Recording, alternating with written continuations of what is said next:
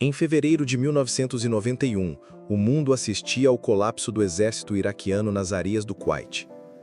A coalizão liderada pelos Estados Unidos havia desferido uma ofensiva avassaladora, conhecida como Operação Tempestade no Deserto, que em poucas semanas destruiu as forças de Saddam Hussein, expulsando seus soldados do território kuwaitiano.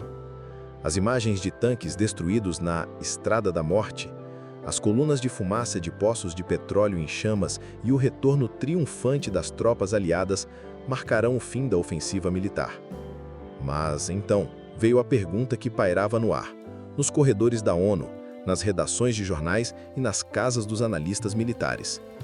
Por que os Estados Unidos não invadiram o Iraque e não derrubaram Saddam Hussein, já que estavam tão perto disso?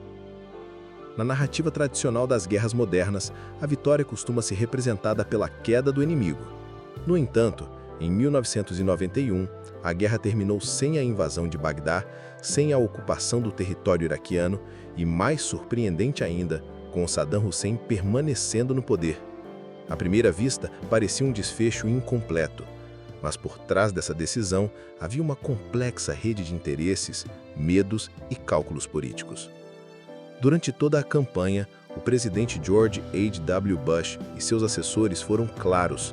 O objetivo da coalizão era libertar o Kuwait, não derrubar o regime iraquiano.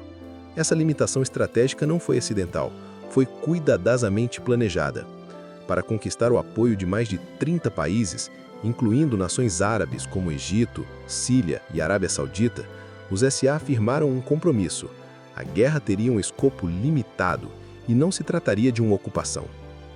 Invadir o Iraque e marchar sobre Bagdá significaria ultrapassar o mandato dado pelas Nações Unidas, que autorizava apenas o uso da força para restaurar a soberania do Kuwait. Romper essa diretriz abriria um precedente perigoso e colocaria em risco a legitimidade internacional da operação. Internamente havia outro fator. O trauma do Vietnã ainda assombrava a política americana.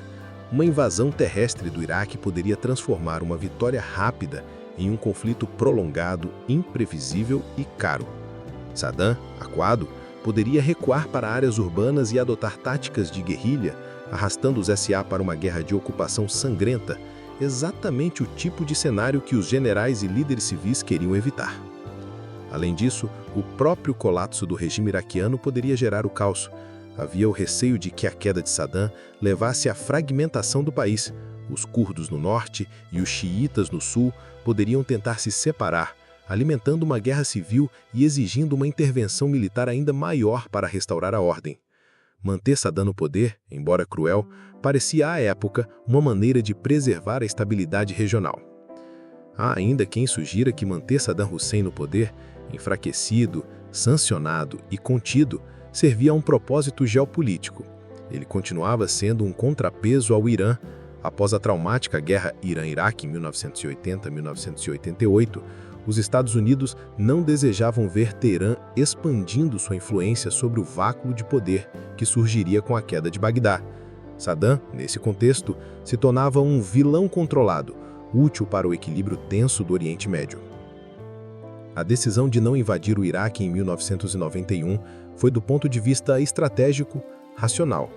Evitou uma ocupação desastrosa e manteve a coalizão unida. Mas teve um preço.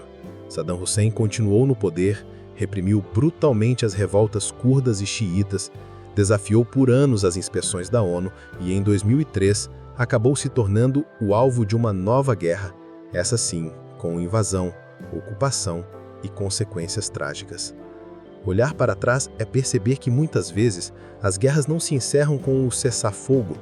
Elas deixam sementes que germinam lentamente no silêncio dos corredores diplomáticos ou na fúria dos povos esquecidos. A Guerra do Golfo não terminou em Bagdá, terminou com um ponto de interrogação.